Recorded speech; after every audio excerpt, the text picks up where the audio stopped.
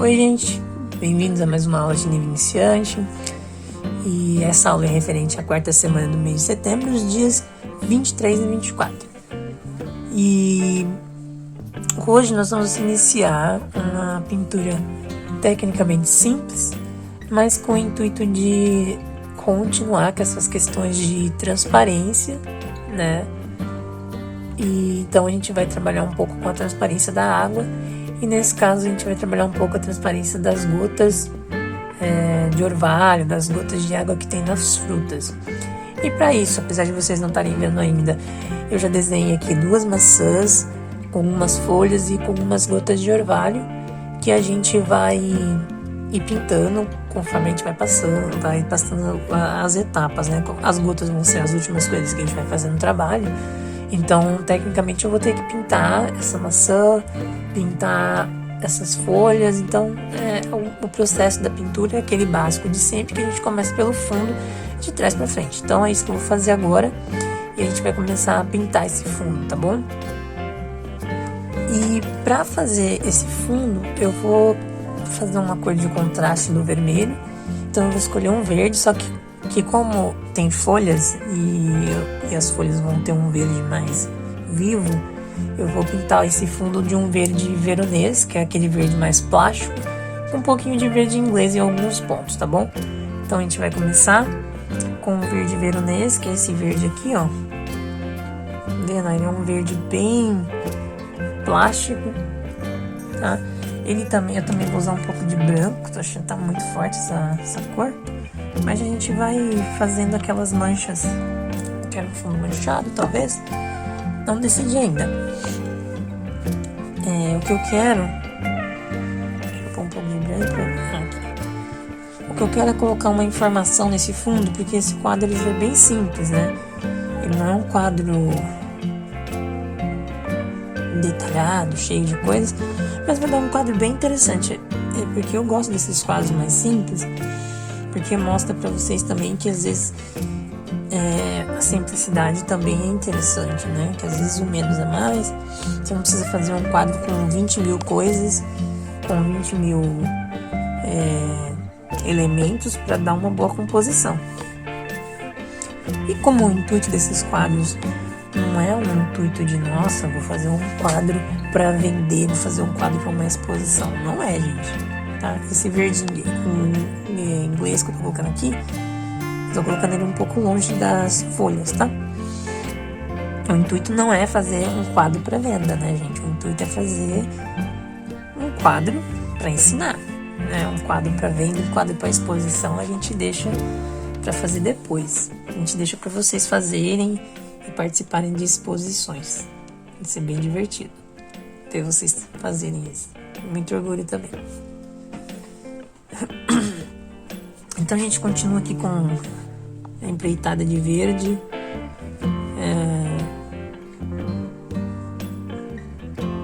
Eu vou pintar esses galhos, porque galho a gente pode entrar com vermelho depois e aí já faz o efeito que a gente quer.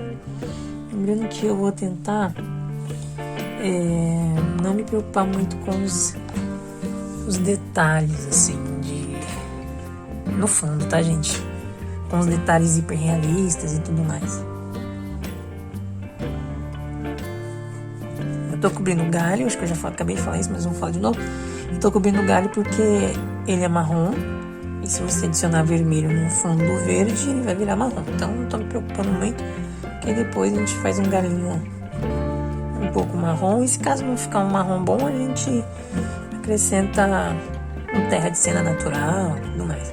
Lembrando, gente, que se você não tiver essa cor esses verdes em casa, não é necessário você pintar de um verde pronto. Você pode fazer um verde aí na sua casa com azul e amarelo, que vai dar um verde legal também, tá?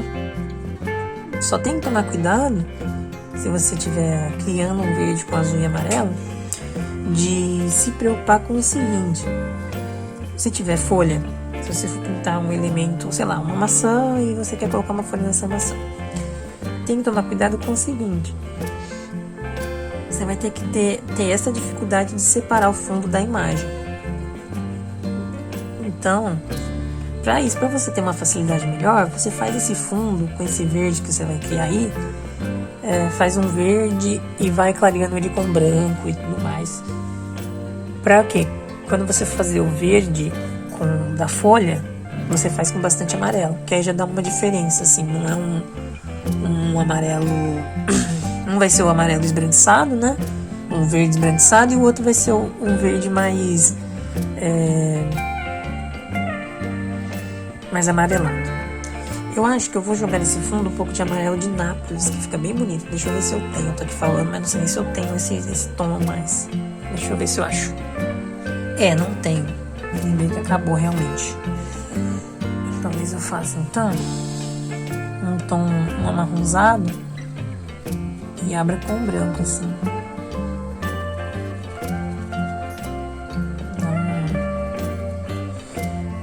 Tão próximo do que eu quero, assim. Não vai dar um amarelo Nápoles jamais, mas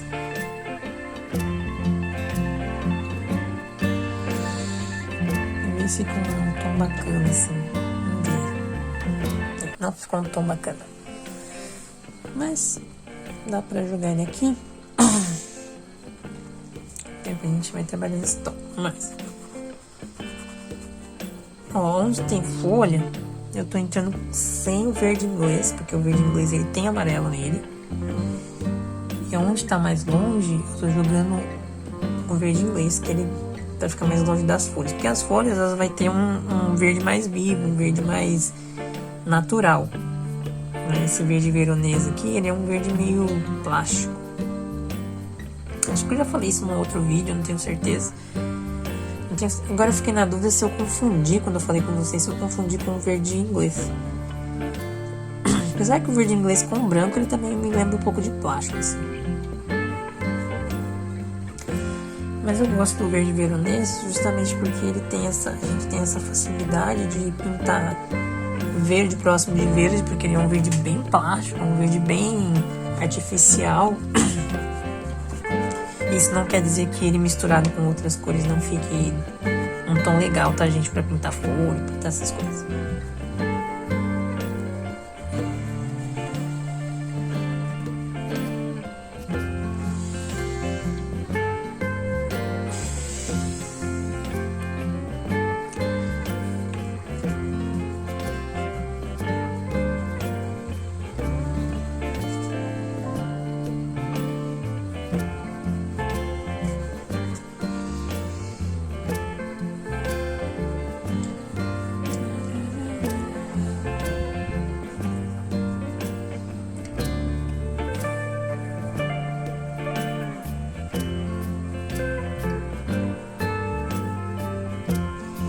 Eu tô tentando não alisar muito, gente, porque eu não quero um fundo completamente alisado. Eu quero essas texturas mesmo, porque eu acho que essas texturas, ela dá uma diferença pro fundo. Não deixa o fundo chapado, ou um fundo... Vai ser umas manchas, mas umas manchas irregulares. Não vai ser umas manchas que nem eu fiz um fundo. Eu não lembro qual que foi, que eu fiz umas manchas circulares, que fica uma coisa bem... alisada, mas fica assim, manchinhas circulares, fica bem legal, mas ao mesmo tempo não é o que eu quero para esse quadro. Eu quero um movimento, assim, por isso que eu tô trabalhando essa questão das pinceladas mais irregulares. Eu tô até pensando em fazer um fundo ainda um pouco mais caótico, mas eu não sei, porque vai depender muito da... Vamos ver. Vai depender muito da quantidade de tinta que eu quero usar, sabe? Um fundo bem texturizado. Eu poderia até usar espátula, mas eu preciso ser honesto com vocês, eu não domino muito a espátula, não. Então, para eu não vir aqui ensinar uma coisa que eu ainda não domino, eu prefiro não fazer. Então, eu vou fazer com o pincel por enquanto. E para um futuro, fica para um futuro próximo, se Deus quiser, uma pintura espatulada. E assim, eu quero uma textura bem marcada para esse fundo, mas só pro fundo, porque aí a imagem vai ficar bem mais lisa. Talvez crie um contraste legal, assim. Talvez, tá, gente? Porque aquilo que eu sempre digo pra vocês em sala de aula, pintura é um teste. eu já fiz fundo assim, bem marcado, com a imagem mais lisa, e ficou legal, mas naquela imagem, né? Eu não sei se essa imagem aqui vai comportar esse movimento que eu quero, sabe? Então, tudo é teste. Se não ficar bom, a gente tira e a vida segue, não é mesmo? Aconselho, se você for fazer, gasta bastante tinta, tá? Já tô avisando. Mas como eu tô fazendo num quadro bem pequenininho, meio que não tá tão preocupante pra mim nesse momento, a quantidade de tinta.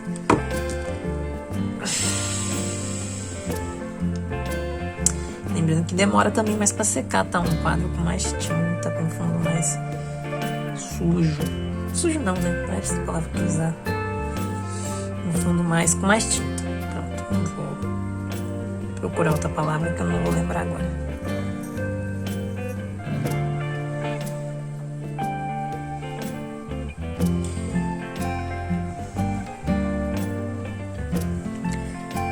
A gente quase não mistura tinta no fundo, tá vendo?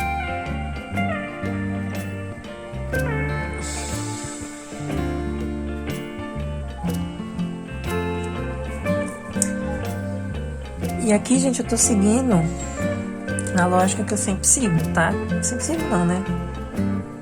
A maioria das vezes. Nesse caso, eu quero mais escuro próximo da imagem e mais claro fora da imagem, né? Quando for chegando mais longe, por isso que eu tô próximo da imagem, estou usando verde veronês, né, e também por conta das folhas e tudo mais. E longe da imagem eu estou usando um tom mais claro. Mas isso não necessariamente precisa virar uma regra, eu posso usar um pouco do verde escuro mais longe. Porque o fundo, nesse quadro, ele não tem conexão com a imagem. Quando eu digo conexão com a imagem, eu quero dizer que ele não segue as mesmas luz e sombra da imagem. Professor, pode isso acontecer? Pode. Por quê? Porque se o fundo estiver bem longe da imagem, ele não necessariamente vai seguir a mesma luz e sombra da imagem. Então, se o fundo estivesse bem perto, a gente teria que ver a mesma condição de luz que tem na imagem no fundo também. Que é interessante também, é um exercício legal também de se fazer. O fundo seguir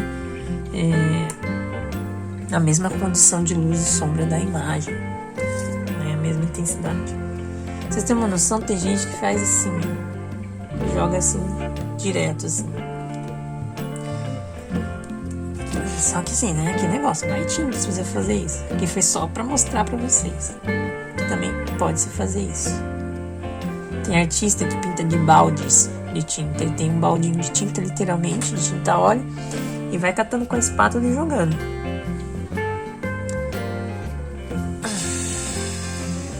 Eu acho que deu pra mim de verde. E agora eu vou jogar um pouquinho de vermelho nesse fundo pra fazer o galho que sai daqui.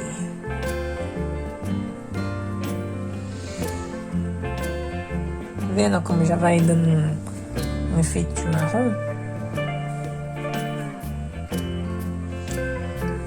E aqui depois eu dou continuidade.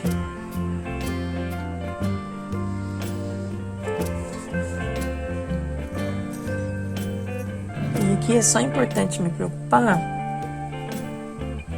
com luz e sombra. Aí tem que preocupar com a luz e sombra. E de mesclar um pouco mais para ele virar marrom, né? E não precisa necessariamente virar um marrom, né? Pode ficar um tom avermelhado. Tem que tomar só cuidado quando você for pintar a maçã, né? No meu caso é uma maçã. Pintar a maçã para não ficar o mesmo tom da maçã. Se mais pra frente eu ver a necessidade de passar um marrom, eu passo, tá, gente? Mas nesse momento eu vou deixar desse jeito pra ele ficar um tom bacana. Vamos lá. Deixa eu limpar esse pincel.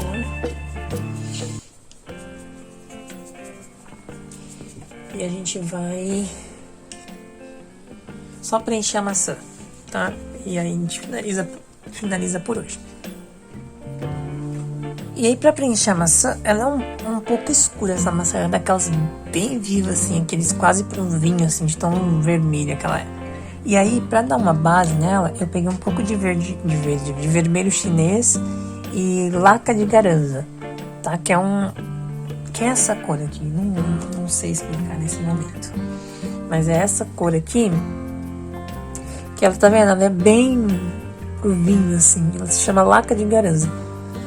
Se você não tiver, você pode colocar um pouquinho de azul no seu vermelho, que ele vai virar uma cor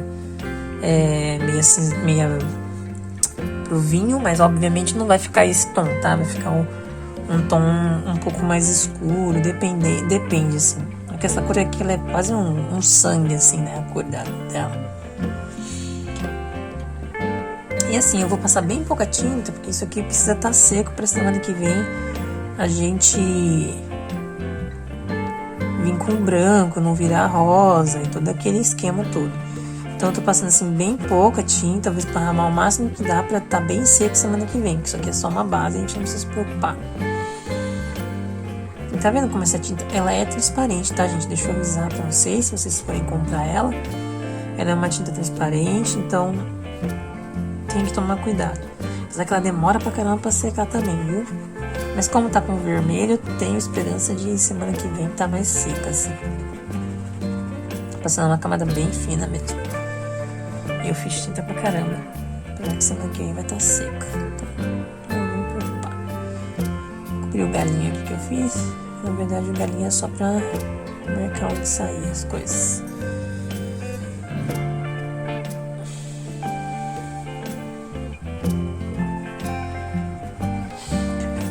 Vou jogar um vermelho puro em alguns pontos. Você pode usar um vermelho francês, se você tiver aí. Ele é um pouco mais vivo, tá vendo? Assim, não é bem mais vivo, ele é um pouco mais amarelado, assim. E o vermelho chinês, ele é um pouco mais intenso e é menos amarelado, assim. Mas assim, a diferença é muito pouca, mas faz uma diferença, né? Senão seria outro tom de vermelho. É bem legal essas cores de contraste, né? Porque olha como essa maçã sobressaiu aqui no meio de tudo, né? E nem tá pronta, ela só tá passando a base.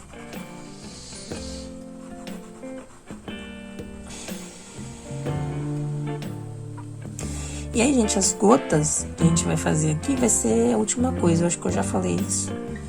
Mas eu falo tanta coisa no meio aqui que eu já nem lembro. Espero que vocês não estejam cansados da minha voz. Espero que não. Porque eu preciso falar bastante.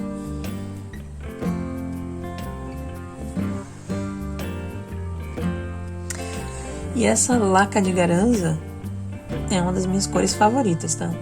Essas cores de garanza eu gosto muito. O problema é que essas cores de garanza, né? Tudo que tem garanza no nome, tem outras cores que são garanza também, não me vem à memória agora quais.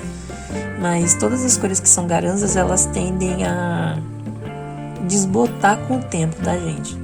Então, tem uma dica, é sempre misturar essas cores de garanza, né? Que tem o sobrenome de garanza, com uma outra cor, tá? Então ela vai desbotar do mesmo jeito, mas ela vai demorar mais, tá? E aqui, gente, eu não tô me preocupando com luz e sombra, tá? Nem nada disso, só pintando mesmo, sendo feliz, preenchendo as formas. Uma coisa que eu não vou preencher hoje vai ser as folhas, porque eu não vi necessidade. As folhas eu já vou... quando eu começar a pintar elas, eu já vou pintar e concluir, né? E aqui eu tô fazendo uma coisa que a gente não deveria estar fazendo. No caso dessa aqui, eu deveria ter pintado a folha primeiro, tá? Porque ela tá atrás. Mas, a partir desse momento, a gente já tá assim, que quase 6, 7 meses. Eu acredito que se você já tem a capacidade de preencher um objeto que tá acima do outro sem borrar no de baixo, tá? Se caso vocês borrarem, vocês corrigem, porque corrigir é uma das coisas que a gente mais aprende. Porque, né, se a gente não gente não errou, e se a gente não erra, a gente não aprende. Então, é isso, eu já falei demais. Professor, por que você não pega o pincel maior pra preencher isso? Que eu gosto de sofrer. Mentira, que tá... como eu tô gravando, tá muito longe, né? O negócio de pincel, e até eu pegar, teria que pausar aqui, ia dar muito trabalho. Então, prefiro demorar um pouquinho mais, mas a gente conclui isso.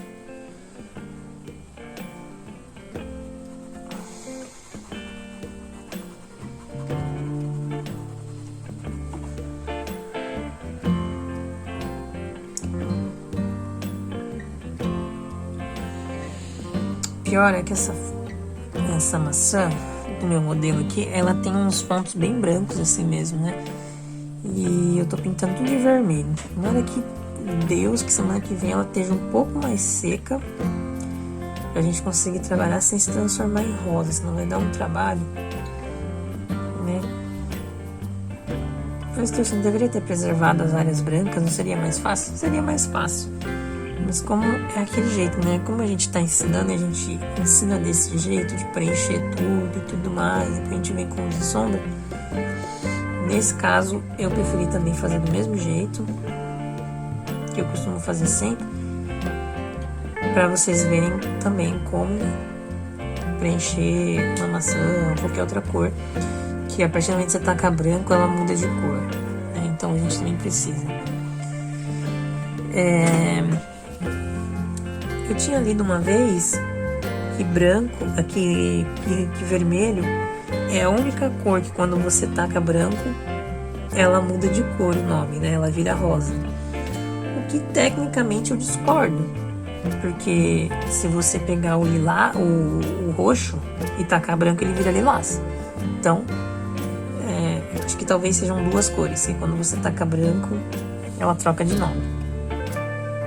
Eu li isso e uma outra pessoa também falou isso pra mim, e eu discordo. Tá vendo, gente? Caiu um pouquinho de verde no vermelho, olha como ele já deu uma escurecida. E é desse jeito que a gente vai trabalhar a nossa luz e sombra dessa maçã. Então aqui a gente trabalha o nosso primeiro preenchimento. E esse fundo usando bastante tinta que a gente fez hoje. Eu espero que vocês tenham gostado dessa sugestão de como trabalhar com a tinta. Se você é daquele que gosta de exagerar na tinta, aconselho fazer um fundo desse jeito, é bem divertido, pra falar a verdade. Mas vai muita tinta, né? Se você não tiver a fim de gastar, tiver a fim de economizar, né? Aí você não vai poder fazer esse fundo. Mas eu sempre aconselho fazer uma vez pra treinar, pra você ver como é que é, porque assim, arte a gente não economiza, a gente só faz. Uma hora ou outra a gente vai ter que comprar tinta novamente, né? E ele faz umas texturas interessantes, assim, né? Ele deixa um volume. E assim, eu ainda nem deixei tudo, assim. Tem gente que deixa uma crosta, assim, de tinta, né? Inclusive, dizem que a pintura de Van Gogh, eu nunca vi, né? Van Gogh, Monet, obviamente eu nunca vi realmente. Mas dizem que ela tem uma crosta, assim, bem grossa de tinta a óleo, né? Você tem a tela e você consegue ver, sei lá, 1,5 cm de tinta. Só de tinta. Então você imagina a quantidade de tinta que eles devem ter gastado para fazer aqueles quadros, né? Mas ao mesmo tempo tá aí o resultado até hoje, né? Gente, é isso. Falei pra caramba. Eu espero que vocês tenham gostado. E mais uma vez, muito obrigado por terem visto até aqui. Eu espero que vocês tenham gostado da nossa nova ideia. E só reforçando, a gente vai pintar gotas, tá? A gente vai continuar trabalhando nessa questão da transparência. Só que assim, com a água e como que você vai fazer esse efeito numa folha. Lembrando mais uma vez que o conhecimento é para ser utilizado aqui. O conhecimento é ver aqui e tentar aplicar numa outra imagem, num outro trabalho que você vai fazer, tá? E é isso, gente. Tchau, tchau. Até a nossa próxima aula.